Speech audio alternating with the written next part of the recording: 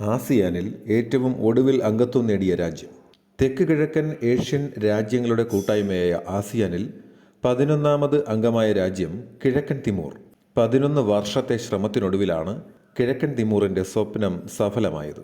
മലേഷ്യയിലെ കോലലംപൂരിൽ തുടങ്ങിയ ഉച്ചകോടിയിൽ കിഴക്കൻ തിമോറിൻ്റെ പ്രധാനമന്ത്രി സനാനോ ഗുസ്താവോ അംഗത്വ ഉടമ്പടിയിൽ ഒപ്പുവച്ചു. ആസിയാനിൽ നിലവിൽ അധ്യക്ഷം വഹിക്കുന്നത് മലേഷ്യയാണ്. ഏഷ്യയിലെ ഏറ്റവും പ്രായം കുറഞ്ഞ രാജ്യമാണ് കിഴക്കൻ തിമോർ.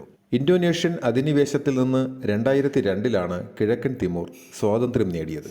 ആസിയാൻ 1967 5 രാജ്യങ്ങളുമായി പിറന്ന കൂട്ടായ്മയാണ് ആസിയാൻ. 1999 ശേഷം സംഘടന വിപുലീകരിക്കുന്നത് ഇതാദ്യമായാണ്. ആസിയാനിലെ നിലവിലെ അംഗരാജ്യങ്ങൾ Singapore, Thailand, Vietnam, Myanmar, Malaysia, Laos, Brunei, Cambodia, Finland, Indonesia, കിഴക്കൻ തിമോർ. ആസിയാനിൽ ഏറ്റവും ഒടുവിൽ അംഗമായ രാജ്യമാണ് കിഴക്കൻ തിമോർ.